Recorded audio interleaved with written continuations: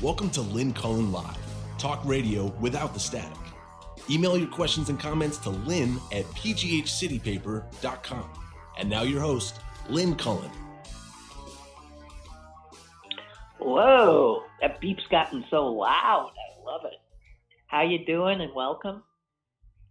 Uh-oh, now I heard something. March 2nd, 2021.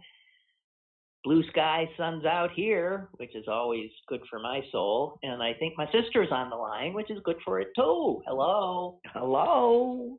Hello. Hello. So There's a star in the family.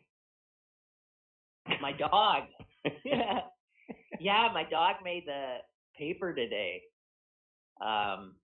They always print these.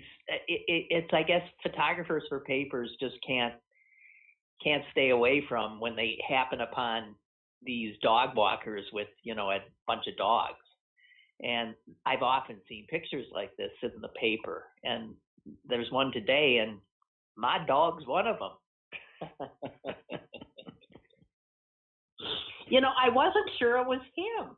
I looked closely, and because I thought the white parts aren't quite right here. It doesn't look like, and then I saw his, very blue shaped and a bone shaped blue tag on him. That's him, and I recognized the walker too. So that's him. But I guess the sun must have knocked out some of the white parts of him, or the way he was walking. I don't know. But that's him. Yeah. He made the paper. I told him he was totally unimpressed. Well, yeah. Blue's too cool. But yeah, who knew that dog walking was such a dangerous profession? Who wants to walk bulldogs? One wants to know. Were there bulldogs? Well, no. But it turns out that it wasn't Lady Gaga's dogs per se. They don't think it was the breed. It was the breed. French. Is it a French bulldog? Yeah, they didn't even know what they had. Well, the thing is that bulldogs French bulldogs, and then I think there's a few others. They've become like the dog right. For like football. I know the football players here, like Juju, who everybody adores. He's got one, and some other guy's got one. So it's just this thing. I don't know why. I find them a little ridiculous looking myself, but I'm sure they're wonderful. Because dogs by and large are. Right. So, I couldn't believe the news kept talking about, her dogs being snatched. And really, the secondary thing was this poor dog walker. Dog walker. And I kept saying, no, I was listening to this too. I was going, is this just the reporting? What do you mean Gaga's put up $500,000 to get her dogs back? How about $500,000 to find out who shot the walker? Yeah, but the accent seems to be on the wrong syllable, and I don't know. Well, even as a person, I wanted to know how that poor dog walker was, and it was always just sort of an afterthought, if mentioned at all, because what we were told is he was in critical condition. The last thing I saw was that he was in stable condition. Thinking he's gonna. No, he's been interviewed, and he's made a point of saying how supportive Gaga has been, and okay. And he had 3 of her dogs, and one of them they didn't get and stayed with him, and the dog comforted him. So, yeah, who knew it was a dangerous profession? Well, really, who knew? God. It's odd, though, that the dogs, my dog won't even walk well with me on a leash. He's not great. He's okay, but he, tends to pull and doesn't necessarily listen to me. And then you see these dogs like him in one of these scrums where they're all, they're walking with 6, 7, 8 dogs. And every single one of them is in step, doesn't cause any commotion. I've seen it so many times. And you gotta hand it to these dog walkers for whatever alpha stuff that they're giving off. Wow. I think I own a dog that would mess up. Well, maybe. Well, you know what? They don't. You have to. They don't take all dogs. Well, I'm sure not. First of all, you have to. They stick them in cars first. They take them. They pick them up, and they have to be able to, be cool with all the other dogs in close contact in a car and not cause trouble. And then, so some dogs do flunk out, I guess. But I mean, it's almost regimented. They seem to be like, what I can't figure out is the real, more than exercise, the real thing that I think the owner wants is for the dog to poop and pee. Right. And how do you orchestrate that? I don't know. I mean, what do the other dogs do while one dog decides? I know. And again, using only my dog as an example, my dog would be so endlessly distracted that it wouldn't happen. Yeah, and I also want to know, how does the poor dog walker then have to walk around with what, 7-8 bags of crap? I just don't get it. I should ask. It seems like such a hard job, but the walkers come right before the show starts. One was just here. I just adore her, Jasmine. And they're always so upbeat. If it's pouring, I say, oh, I'm so sorry that no problem. There's never a problem. It's 2 below, no problem. Unbelievable. They're almost all young women and obviously lovers of dogs. Yeah. So, God, I'm trying to think of what to. I want to. There's a question apropos of absolutely nothing, except Susan and I both do crossword puzzles, and I was doing one, I don't know, a few days ago, and the clue was 10 down, appropriate. And then I looked at it, I thought, or is that appropriate? Appropriate. Right. Well, and then I thought, so it's not a great clue because nothing was coming to mind for either appropriate or appropriate. And then I thought, why the hell? Is that the same word? Yeah, because appropriate, stop and think of the meanings. Appropriate means, I guess the right thing apt. To do. Appropriate, it means apt. It means apt. Apt? Yeah, apt. It means it the means right thing. Correct. The fitting thing. The whatever. It's apt. Yes, correct. Yeah. Appropriate. But appropriate is aggressive, and it's the aggressive seizing of something that's not yours. Okay, so how? Nice word for theft. Yeah. So how does the same grouping of letters, pronounced with just the slightest difference, appropriate,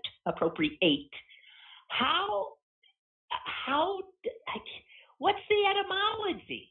That gets you to these two totally. I was thinking Bill would maybe know, but Yeah, you're talking to the wrong sib.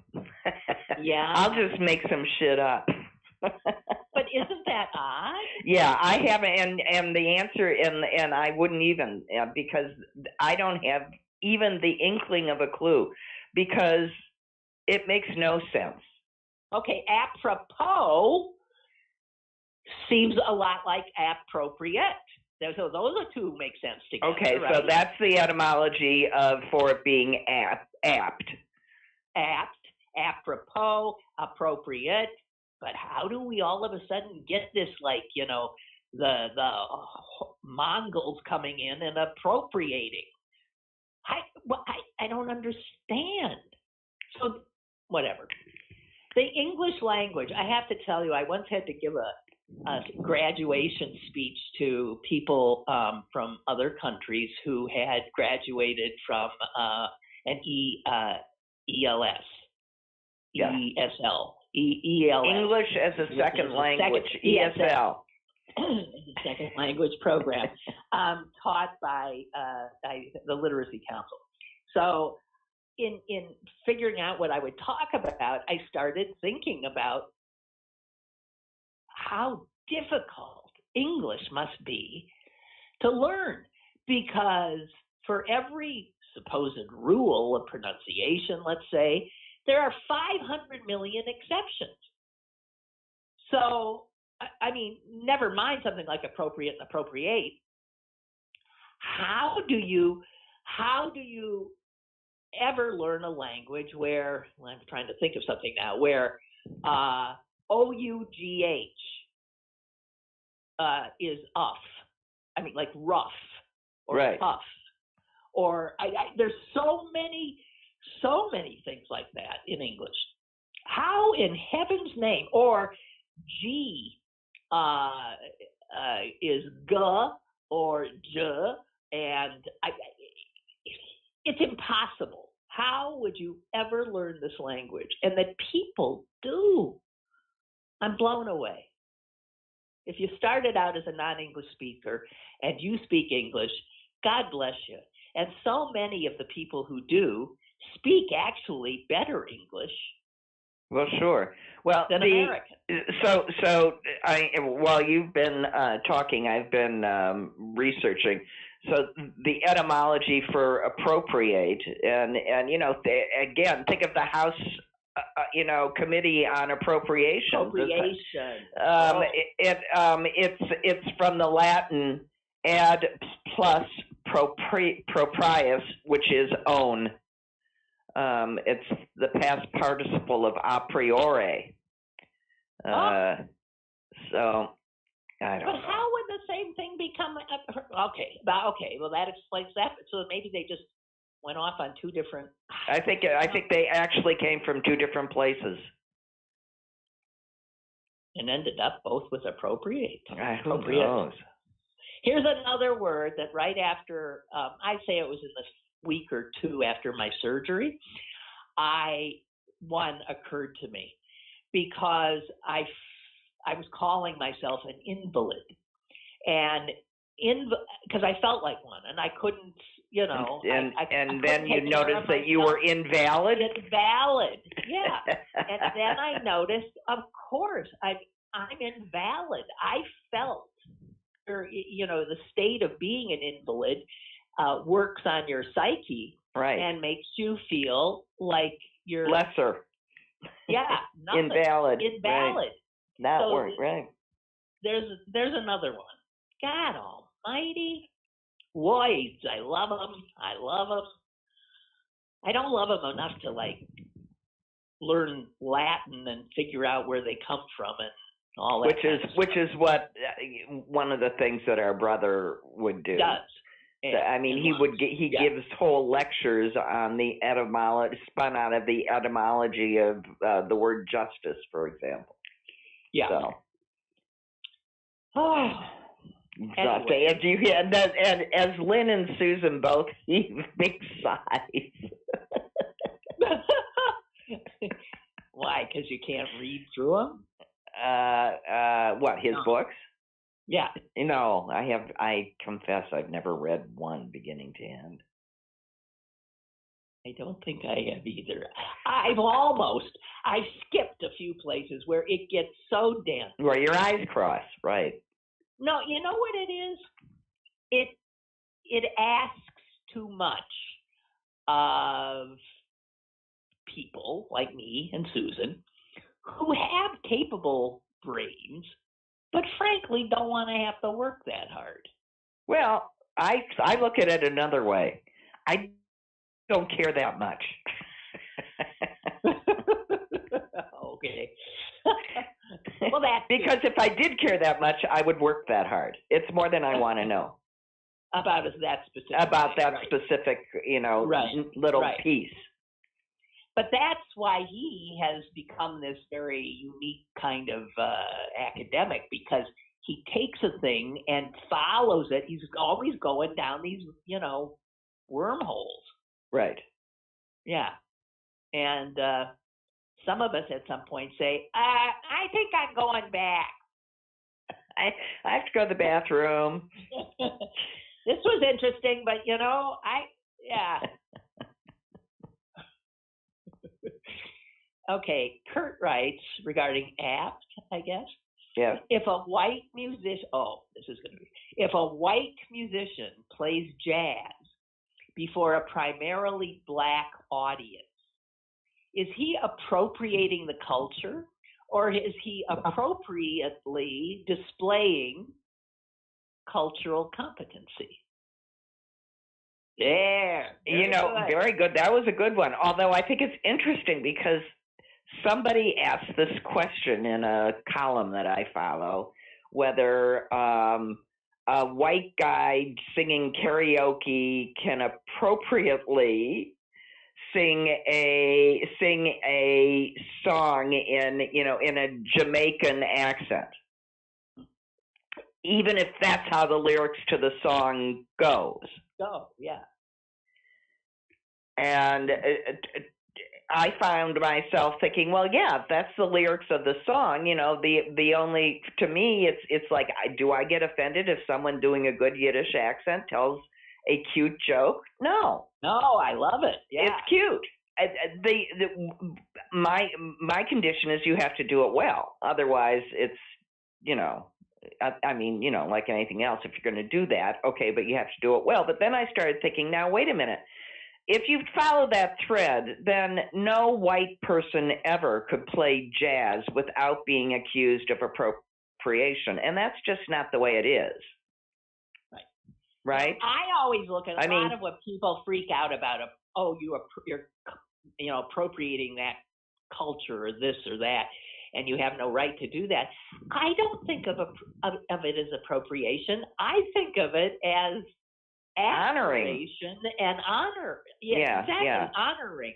And I'm not stealing it. Now, inasmuch as black musicians did what they did, and it was appropriated by white musicians who barely got paid, right? Yeah, who made money. That's where the appropriation is.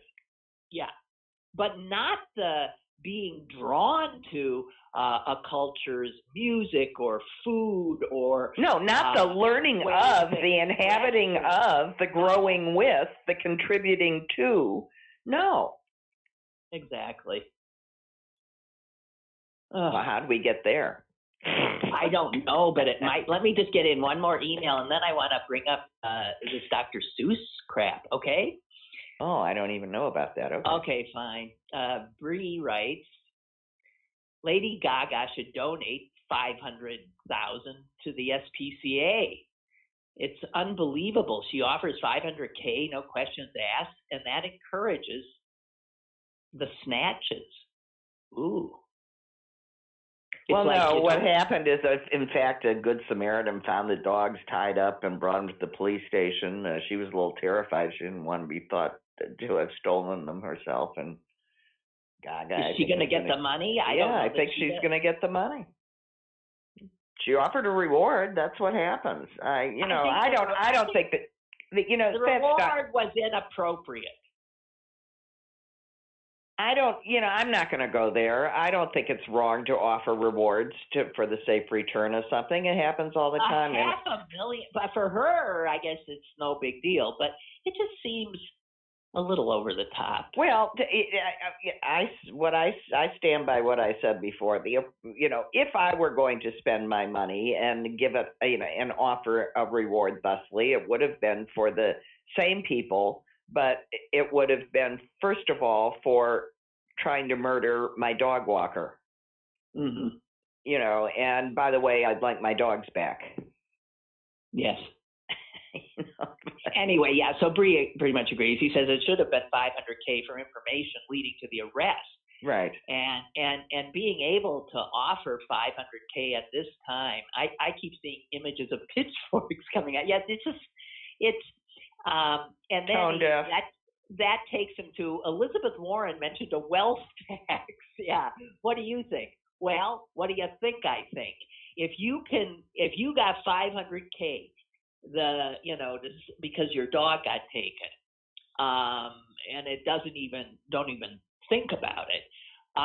Yes, people with that level of wealth, and even less than that level of wealth, I think absolutely need to be taxed. I totally agree with the wealth tax. Elizabeth Warren's wealth tax is on people who have $50 million or more. They'll be okay. So if you're like someone with a mere 40 million, you're cool. You're considered too poor to be burdened. Right, or you could give 10 mil away and stay under the limit. That's true. If you have 50, you could be like President Trump and give and give 11,201 votes away just to get under. Yeah. I mean, to me, it is such a no-brainer. Nobody needs that much wealth, but you know who does need the wealth? The poor people and the programs that will help them. I was listening to probably one of the union organizers of Amazon, a African American woman, looked to be in her 50s probably, and she was talking about when she heard that Jeff Bezos gave $10 million to Black Lives Matter, and she couldn't talk. She was in some way so moved, and I was wondering what's coming next. What's coming? I don't. What is all this emotion? And she said that he would give away our money. What? Well, she's saying, where does that 10 million come from? They're fighting to be treated fairly as employees, and instead of doing this grand gesture for Black lives, why not treat the people that work for him? Oh, no, absolutely. That was my reaction too. I mean, right. If you got that kind of money, buddy, how about paying the people who make you so friggin' rich? So her emotion was still such overpowering anger. That he took. It wasn't his. Yeah. It was their. It was the. It feels like slavery. It was the fruit of their labor that he's offering back to quote them. So okay, now. Susan from Hempfield. No, Susan from Hempfield. Writes. Oh my God! One of the last plays I attended last year was titled "Appropriate" or "Appropriate." It was performed at Pitt, and I have been wondering about the dual meanings of that word ever since. Thank you. Oh. I'll tell you, fine minds think alike.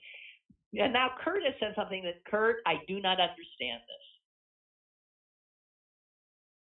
He's written, do pussycats suffer from oozing infected wounds?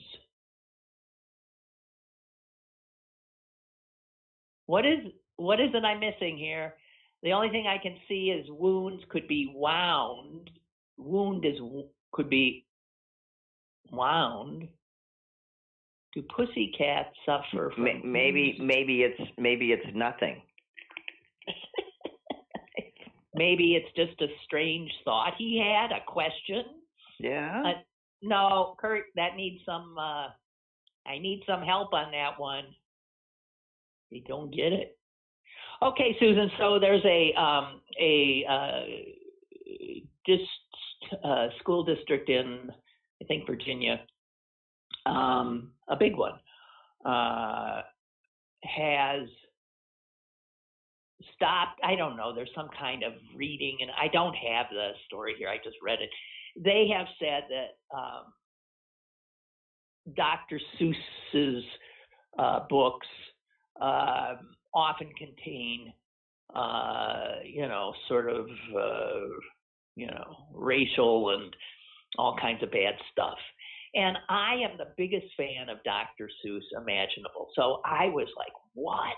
And they've I've then today, wait yeah. a minute, today the publishers or the Dr. Seuss whatever, the people who hold the properties, did say that they were not going to publish any more. I think it was 6 titles.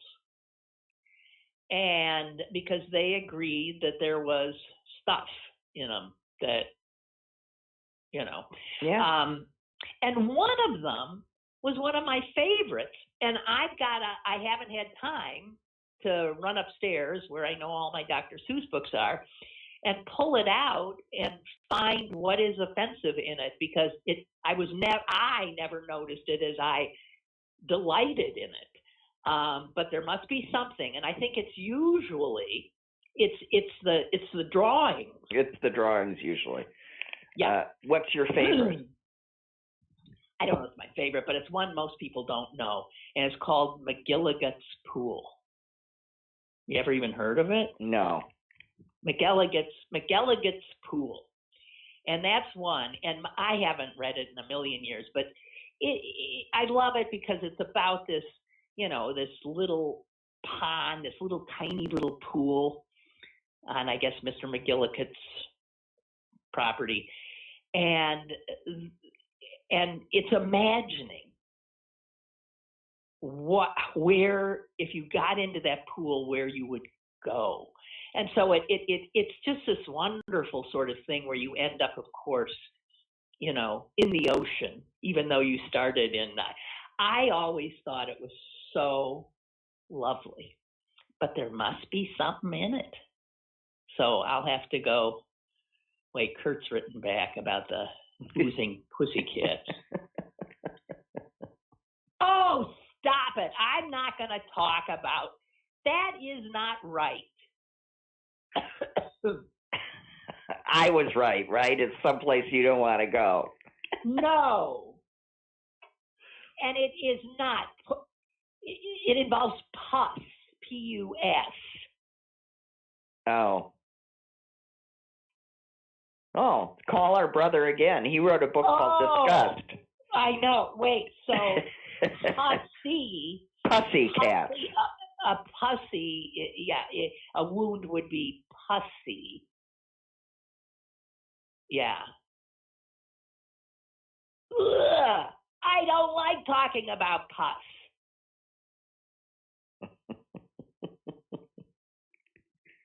Hey. Okay. I'm sorry, both Lynn and I are such fervent feminists that when we see that word, it's triggering and we can't think of any other word. It is. Pussy. I hate that word. I hate that word more than. I so hate it, and I can't believe it's become like I just said it. I mean, to me, that's a word that makes me just cringe.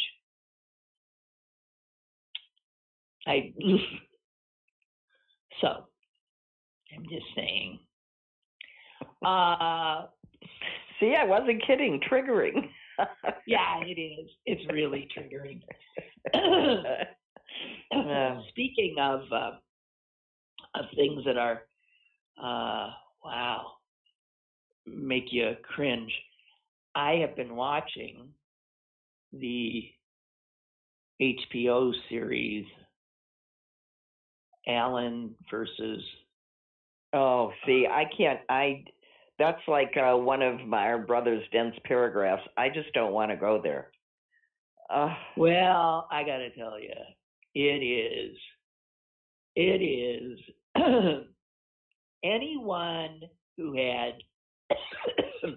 any doubt, this erases it. It is a just damning.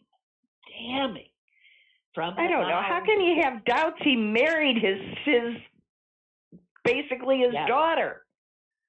Yeah. I mean. Yeah, but he was molesting. Yes, I know. At the same time, he's going after the college age Sunni and taking pornographic pictures of her, by the way, which Mia Farrow found. He is sexually, literally assaulting his own daughter, who he adopted. 3 of those kids he adopted.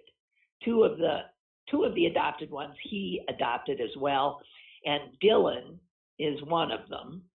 And it was Dylan who he just had the most. You could even see it on the home movies that they have. Just creepy beyond belief. And then they go into his the films, and how in almost every, it's just mind-blowing, the repetition with which in the films it's about older men. Well, do you remember how old was Mariel? How old was Mariel Hemingway when she starred in that movie? She was 16 or 17. Yeah. That's the age he likes. And in fact, that is exactly, and they use that film a lot, in that it is almost, it's his way of, it is mind-blowing. Anyway, it's 4 episodes. There's 2 out.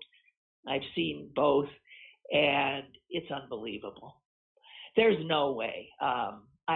It's just, Now, I loved a lot of his films, but I could no more watch them now. I could not stand it. And one of the reasons I also started not liking him long before any of this became known is and it had to do with the way he treated women. And that he thought it was cute to be that obnoxiously awful. But it was specifically the way he treated Jewish women. Oh, and so as a Jewish woman, I thought about Woody Allen like, fuck you, excuse me. But that's what I thought, fuck you. There are, first of all, almost no Jewish women in his movies. But when they are these, to me, awful stereotypes. And they're his aggravating relatives. They're his. That's right. His mother or his grandmother or his aunt. Right. They're awful.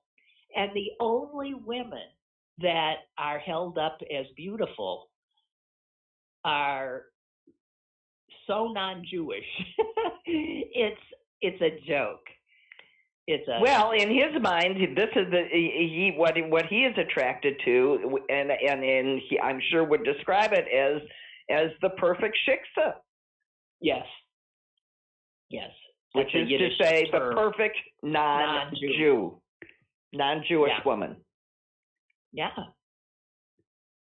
Unbelievable. Yeah, see, I even back in the day, I didn't think he was funny because he reminded me of all of those obnoxious, nerdy Jewish teenage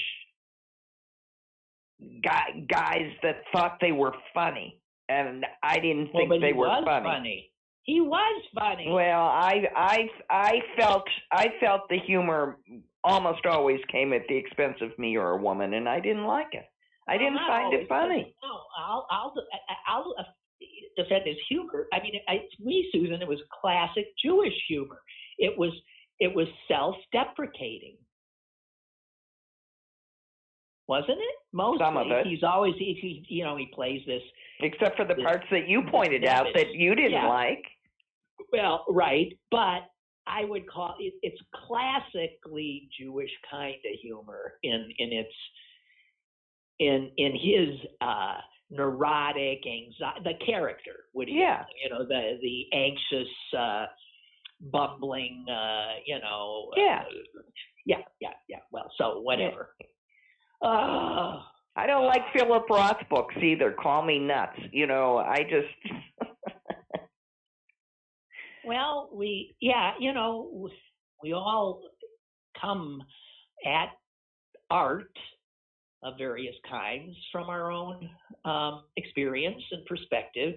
And I'm sure that Susan and I are not the only Jewish women who have reacted with some anger toward Woody Allen long before. Well, and then the other thing, I mean, just to look at it, because I got to examine how I was reacting to things at the time that this is coming out, because, I keep thinking, why are they doing these things 5 seconds after they happen? And then I realize, God damn, I'm so old that it's 20 years later, and it feels like 5 seconds. But I was trying to remember my feelings about things at that time. And even though I was pretty damn sure then that everything that they were saying was true, nonetheless, I was manipulated into questioning Mia Farrow. Yes, me too. And how she raised those kids and why she collected them like that, and whether she was actually a good mother, and blah blah blah blah blah. And that was all stuff that was being very carefully fed to us. So she comes off in this. She's weird. She comes off in this as find her interesting. I find her very a classic case of a woman who tries to please a man, and that is what she did with Sinatra and Previn and then Allen. She desperately tried. She had very little sense of self. It's fascinating, but she loved a big family because she came from a big family. She had something like 7 siblings herself. Yeah. And that was her idea of just wonderful. And she loves kids, and she loves children, and she loves to play. I mean, there's so much video in this from her, constantly taking video of the kids, and it's all fun. She's interacting with them as they're doing it, making little movies, and but yeah, she herself is a piece of work, and Woody worked on her as well. It's something. We got to call her. Mike has called more than once, I know, and for some reason I never get the message he's on, and I want to apologize, but I got it today. Hello. How do you know it's me? Hey, Lynn, it's Mike. How do you know it's me? I have many You have my number powers memorized. that you. Oh, no, I don't see the too numbers. much. I don't see the numbers. But Amy. How did you know it was me? Amy, my producer, has your number. Uh-oh, I'm in trouble. So she told me it's a caller. It's Mike. So there. Just like a real radio show. Yeah, just like a real radio show. It's interesting that you're talking about how the worst of a group can be so detrimental to the group as a whole. Like the worst homophobes are self-loathing and probably homosexual themselves. Mm-hmm. And the reason that comes up is because I saw Billie Holiday versus United States of America. Did you see that? Wasn't that incredible? Gee, good movie. But it's the same theme in there. There were black FBI agents who turned on their own. Mm-hmm. And Woody Allen's turning on his own. It must be some part of human species that I'm going to get mine, screw all of you. Or I hate myself so much, I'm projecting that onto you. Yeah. Yeah. Yeah. Oh, you know what? Yeah. I'm sorry. I got distracted, which is why I'm not responding as much as I probably would. No kidding. Well, yeah. Well, no. I thought. See, I didn't even. By the end. Well, I don't want to ruin the movie for people, but I might dispute your overarching view of that particular character. It's a very good movie if you haven't seen it, and she richly deserved her Golden Globe that she won for the thing. Well, he wasn't the only one. No, he was not the only one. There were all. It was no. They were in line. There was one after another of them. I agree. Right. There was a whole team of them, and I don't know why that shocked me because, I see it in my culture all the time. But it really holy crap, that shocked me. And I did not like the movie. I thought it was too dispersed.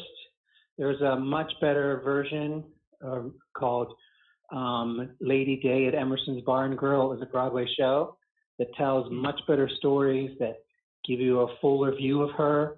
I thought it was, they were trying to do too many things in 2 hours, and I didn't get where it was going. Okay. So all right. So, most of us haven't seen it. So yeah, I'm trying not to ruin it, but I thought she did a good job. If for no other reason, watch her performance. I thought she was pretty very good. Yeah. Now I want to talk about another movie. Did either of you see Nomadland? Not yet. Yes. What? Yes, I saw it, and I had a big discussion with my aunt who thought it was going to be an anti-Amazon movie because she's a nomad and she works there for a bit. But yeah, I thought it was a great movie. Yeah, I have not seen it, but I'm eager to. But I was reading about the director, this Chloe Zhao. I don't know how to pronounce it. Yeah. So she won a Golden Globe. She won 2. Oh, she did? Mm-hmm. She's 38 years old. Her bio is fascinating. She was born and grew up in Beijing. And she was the rebellious daughter of a very rich Chinese steel executive. And when her parents divorced and she was just 14 years old, she managed to get out of China by going to a boarding school in the UK. And from there, she makes her way to the US, to Los Angeles, and she lived alone in a studio apartment in Koreatown. And she said that the America she saw was so unlike the America of the movies that she had seen, that she was just blown away and really fascinated. So she is drawn to telling the stories of people that the movies have never bothered to look at, and the least of us. And she must just be amazing. And no surprise, she hits on a woman. Well, yeah, her life story sounds like a movie. Yeah, that's a story I want to know more about, right? And you know what? Yeah, I do. I want to know more about her, but also her, teaming up with Frances McDormand, and what I read was that most of the people in the movie are not actors. They are the real deal. They're people who live, going from place to place, working odd jobs in America. In my opinion, it was the only downside of the whole movie was you could clearly tell they just said, "Hey, come say these lines. Come say something like this." And as a former actor, there are people freaking unemployed right now, starving because they can't even get waiter jobs, and who are professionals who would, put that out of the park. How about but I think that's part of her. That's part of her thing is to create almost this quasi documentary, so that it's. I mean, the people who were in it, in fact, that weren't actors, really didn't know they were making the movie. I don't believe they were told to say lines. Many of them. Well, you can tell. Next up, Frances McDormand, it's like you see a professional actor and then someone just talking. It's very, for me, it was very disconcerting. It's like, oh, great, they're not an actor. So okay. Well, let me just tell you, though, the other actors did not know who Frances McDormand was, and they thought she was just like they were. Nothing was done to make her special, or any of the actors, or David Strathairn is in it too. Nothing.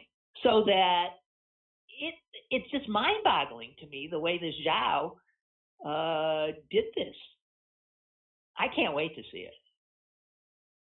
even if it's imperfect. I think that the movie industry had better pay Michael a lot of money not to give any reviews. I mean, I'm sorry.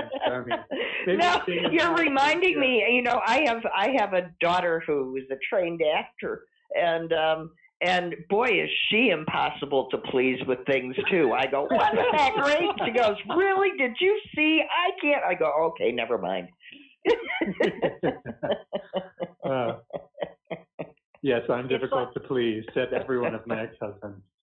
It's like I went nuts always watching things about newsrooms or, reporters. And I say, God, that is so, and yeah. And I also am having trouble watching movies now because I'm not allowing them to be movies where, maybe things get tied up at the end in a nice way. When I'm looking at them thinking, that's not how life would work. That's not how that would happen. Cop out. Or predicting, or halfway through the movie, or a third of the way through the movie saying, oh, great, this is going to happen. They're going to fall in love in it. Like already predicting what's going to happen. Yeah, you're way ahead of it. You know exactly. Well, I do that all the time, and I'm usually right.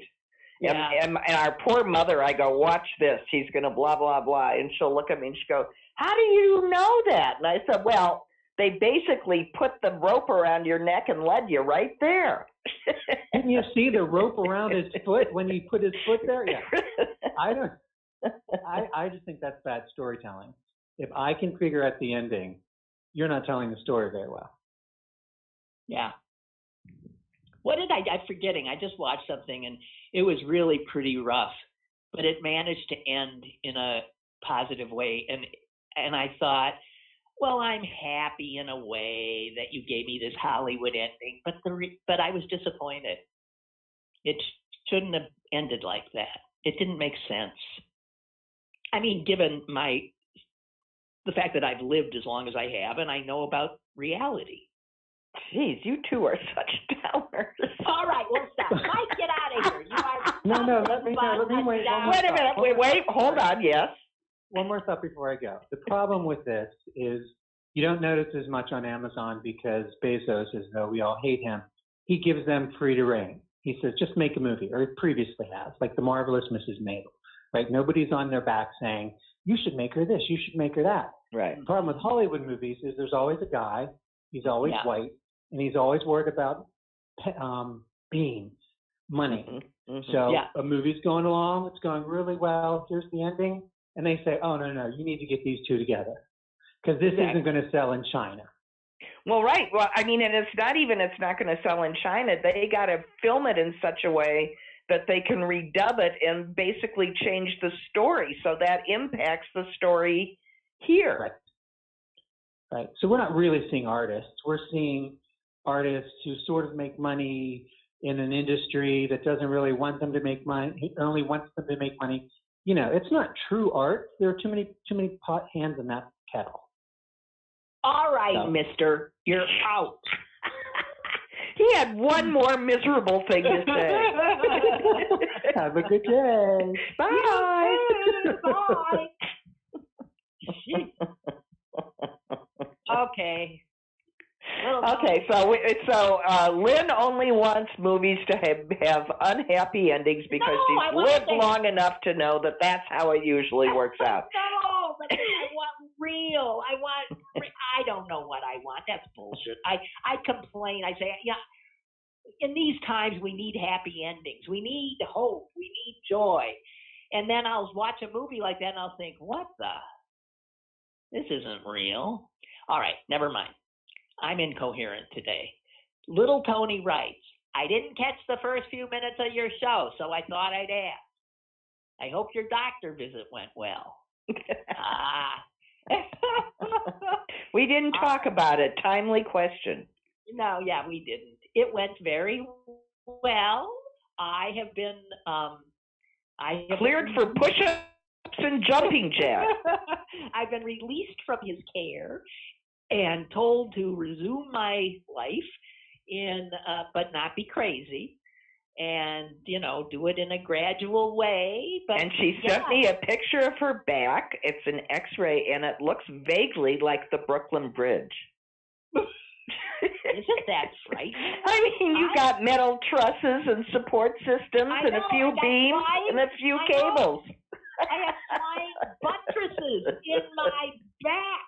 I have the thing that is really freaky about that X-ray is the thing that freaked me out is how long those screws are.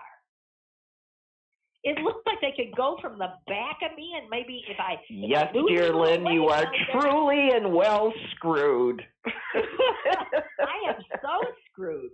And he said he was very happy with the look. He said those screws are holding well. He's one of the things they look for is have they broken? Right.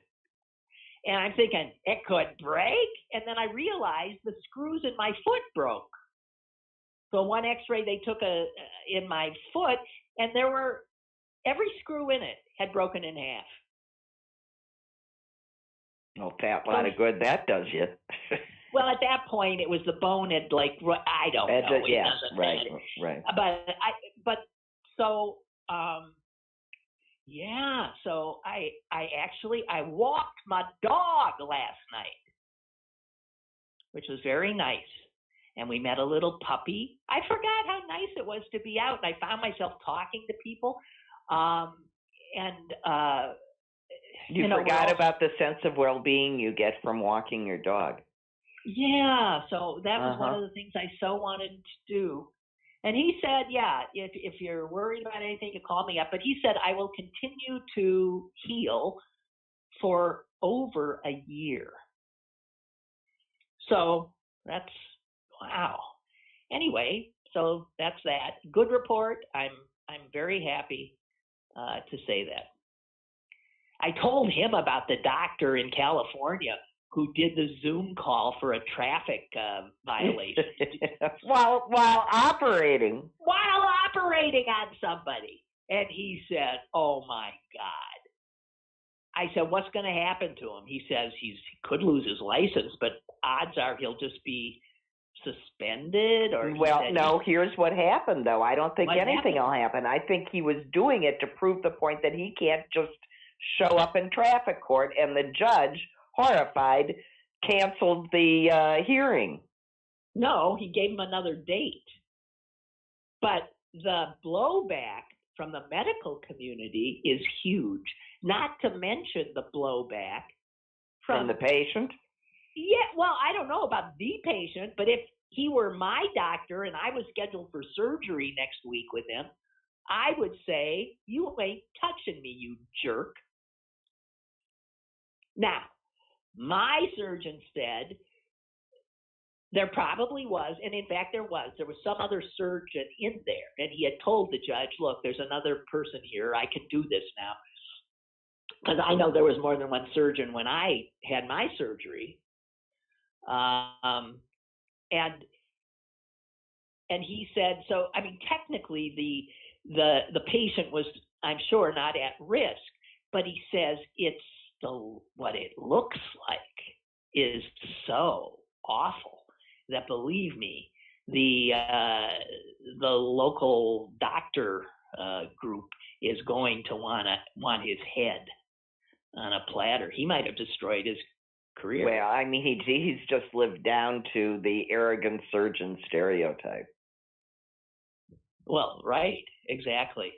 I said to not this surgeon, but my last surgeon, the one who did my number 42, right, the one who did my shoulder. He was brilliant, and he was so nice. And I said to him once, I said, did you like miss the class in surgery school about being a jerk? Because most surgeons I encounter are arrogant jerks.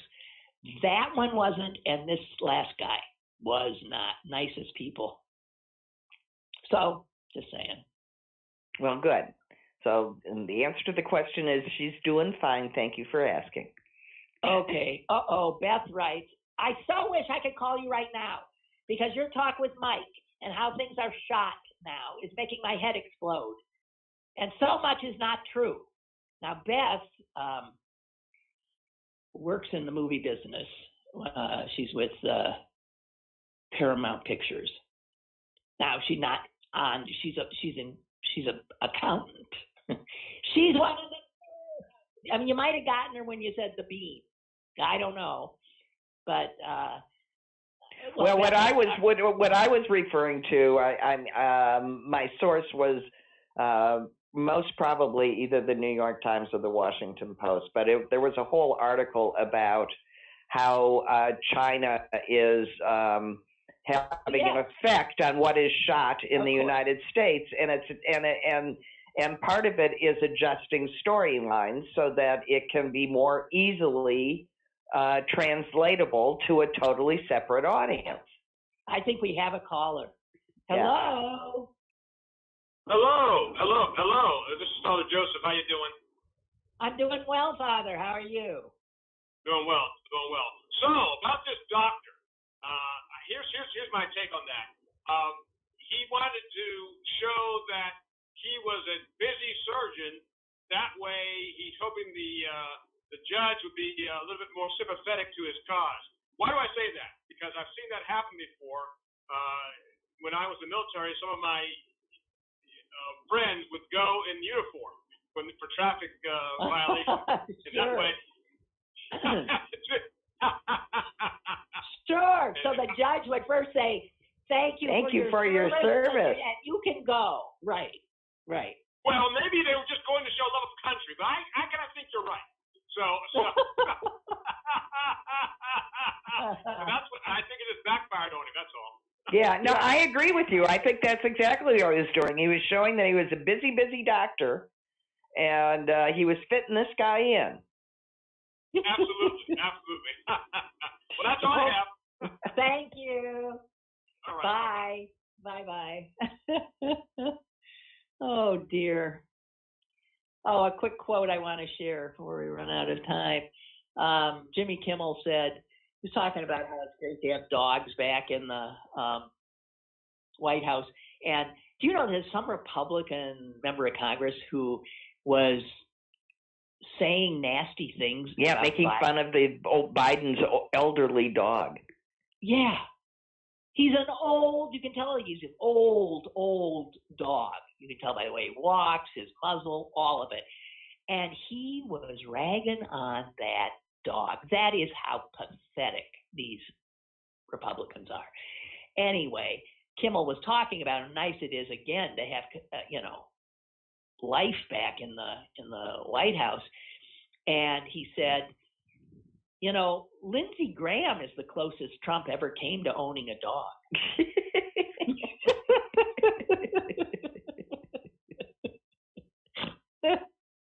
I'm sorry. Well, I don't know. Lindsey Graham is like that's really an insult to dogs, who, if anything, are well, he is a one man, I guess. But no, he's as disloyal as they get. Yeah. So somebody said they thought that Dylan was Woody's biological child. No. Dylan is adopted. However, and somebody else has written Ronan looks like Sinatra. Yeah, he does look like Sinatra, but I don't think there's any way. I mean, I always thought that too. It so clearly looks like Sinatra. Ronan is Woody Allen's biological child, which is hard to believe. It is true. But Sinatra was long before Ronan came into the world. Yeah. Because she was just married to him for 2 years when she was 10.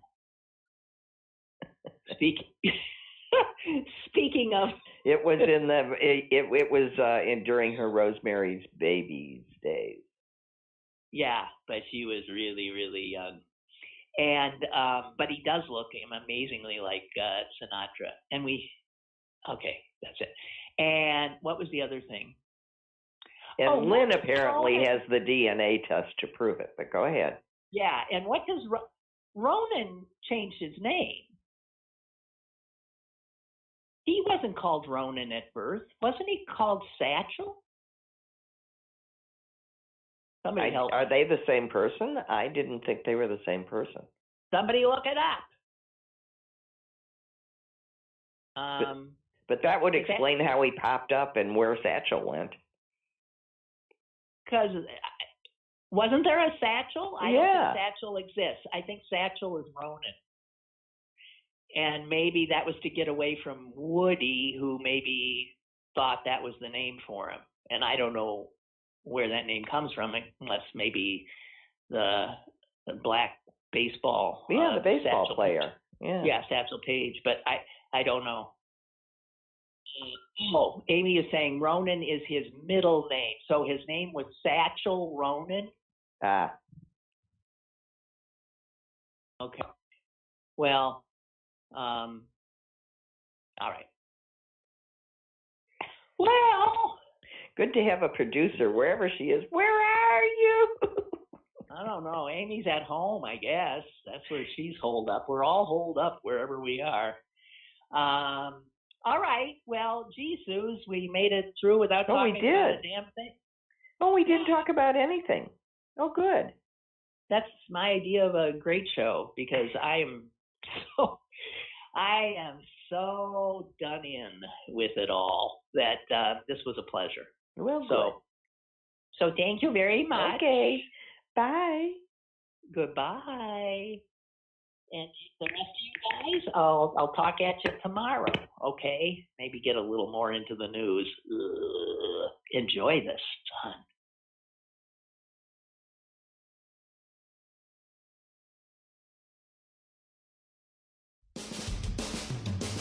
Lynn Cullen Live, Monday through Friday from 10 a.m. to 11 a.m. and archived at pghcitypaper.com. The opinions expressed on Lynn Cullen Live are those of the host and do not necessarily reflect the viewpoints of Pittsburgh City Paper or its advertisers.